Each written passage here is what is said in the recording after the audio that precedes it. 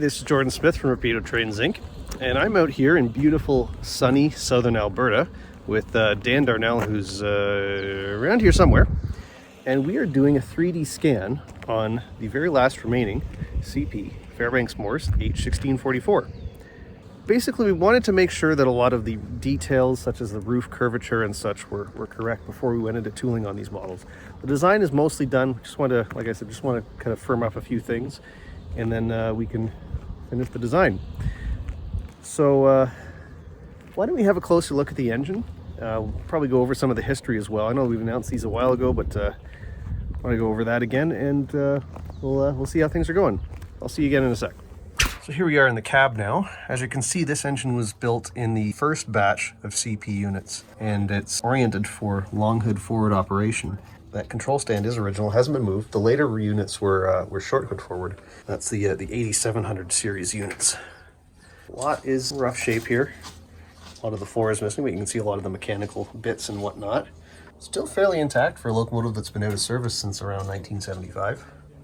If we go right inside here, I'm not going to go too far into the short hood because there's a bird's nest and I don't want to get attacked. And there's not a lot in here, but they added at some point a giant concrete cube, as they just dropped it right in there to add ballast to the short hood end. Nothing left of the electronics. You've got the number boards, headlight, and you've got your class light housings there too, or where they would have been. Relatively intact. It's in rough shape, obviously, very rough shape, but it's here. There's one last look out the front end of the cab. And yes, that is the front. You can see the B units, the C-liner B units, which BC Rail converted to radio control units to run with low control equipment in the mountains. Here's the door, or what's left of it. You've got the hardware is still here. Glass is broken, but whatnot. And as you can see, the elements have done a number on the door. Pretty rough shape, but it's cool to see. This is neat. This is painted in the 5-inch stripe action red scheme, but you can still see where, hopefully the camera can pick that up, you can see where the original maroon and gray paint scheme is showing through. Okay, now I'm at the long hood, the end of the long hood, looking inside, and as you can see, there's the radiators. You've got the two fans. I'll move that in a bit so you don't get the sun. Two fans are mounted just inside there, angled. Radiator there that's also angled in. Hard to tell what's up there now, but you've got the giant rads. And interestingly on this unit, you've got the re-railers mounted to actual rail. I guess they welded that to the frame. Cool detail that a lot of people don't see very often. In 1955, Fairbanks-Morse introduced the Phase 3 design for the H16, which is the model that we are doing in this release. A number of the changes involved raising the walkways, simplifying some of the short and long hood details to make construction easier.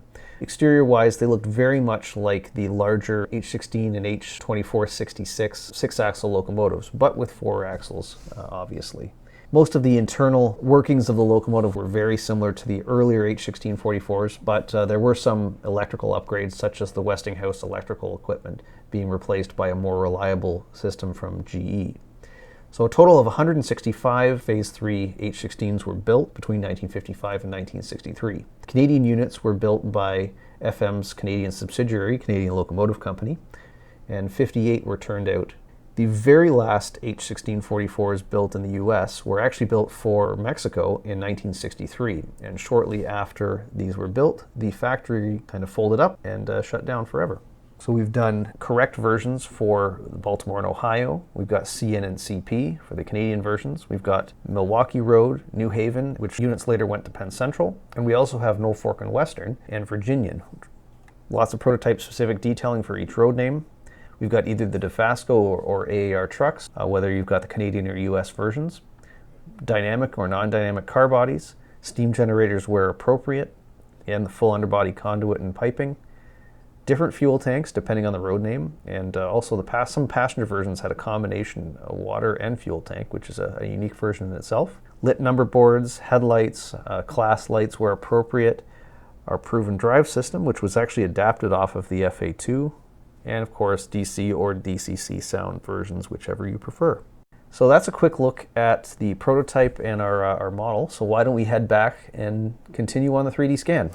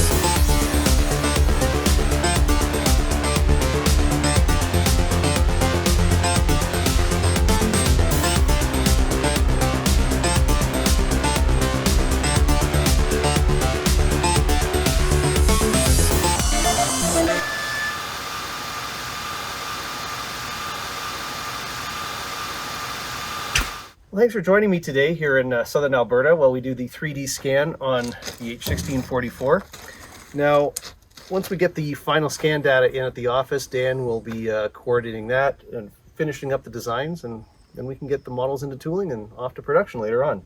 8544 is here. Hopefully it will be cosmetically restored at some point in the future. I don't know if we'll ever see it restored and running on the main line or not, but hopefully there's a long future ahead for it. If you want more information on our H16-44s, just visit our website, rapidotrains.com. We've got a full list of first release road names and paint schemes and whatnot. So something for everyone. Thanks once again for joining me. And special thanks to, we got Dan Darnell over there doing the scan, 3D scan by Creoform. Got our cameraman John Kalon behind the camera there. And the team at Summit Engineering, which kind of helped us and get the scan done and kind of supervised activities. So thanks once again, and we will see you later with an update on the H16s. Take care.